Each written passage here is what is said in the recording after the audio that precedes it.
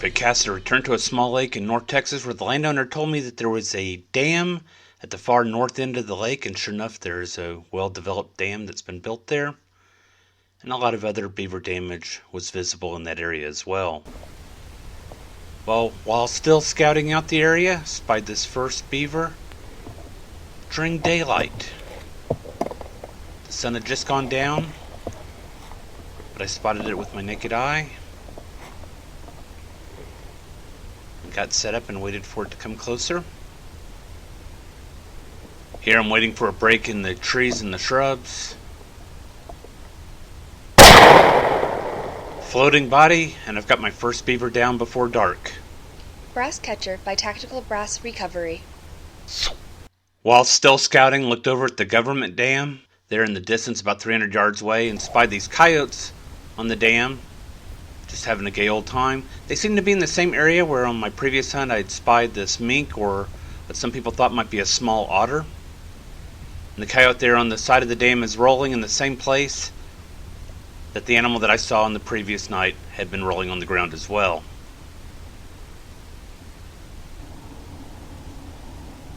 Took a look at some other wildlife in the area. This is a raccoon. He's staring off in the distance towards the beaver dam. I check over there several times and I don't see any beaver that are active. But I spied another raccoon doing its business. I figure something's going on, and sure enough, a little while later, I've got a beaver in the water. Now there is the stem of a plant right where I would like to be shooting, so I'm going to have to lean over towards the left in order to get a shot at the head. Alright, here we go. And that's the second beaver down for the night.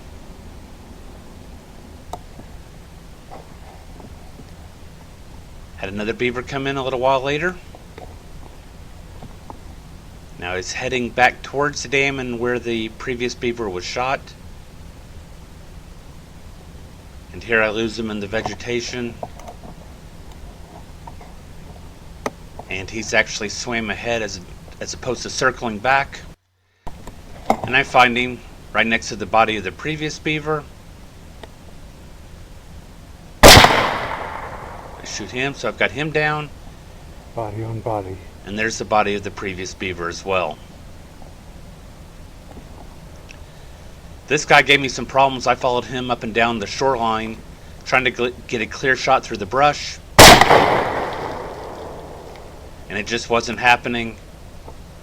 That shot apparently missed. And I go on the move to get to a better shooting position. Of course, that missed shot was not due to the Lone Star Armory TX-15 Multipurpose Carbine Enhanced. It has done extremely well for me. And it wasn't due to the fact that I'm using Remington Core-Lokt bullets loaded by Druid Hill Armory and the Starline brass provided for me by my buddy Dinny. I just missed the shot. As you can see, the video here has been sped up as I'm trekking on the beaver as it's going about its business. And I have not nuked the image, that's why it looks so grainy. I need to nuke the image, but I'm more worried about getting the shot, which I'm going to do right here. I don't notice it at first. That's the beaver's body right there. And I start scanning for it, thinking maybe the beaver's gotten away, but in fact it's just right there, and I can see the hot spot from where the bullet impacted. Moving on to the last beaver of the night. Follow this guy also down the shoreline for quite a distance. Yep. By my estimation, he's out there at about 65 yards.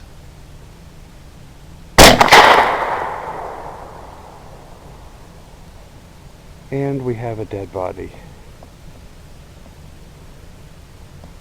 Upside down doing the flutter kick.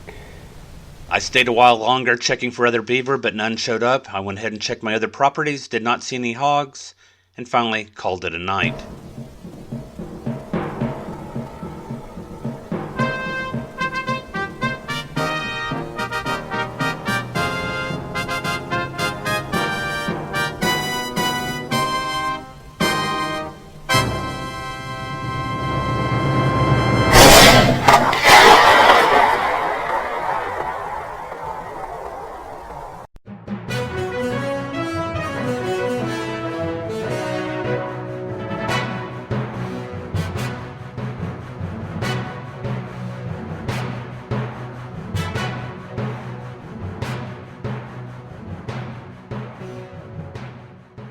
Carpe Caster, my friends.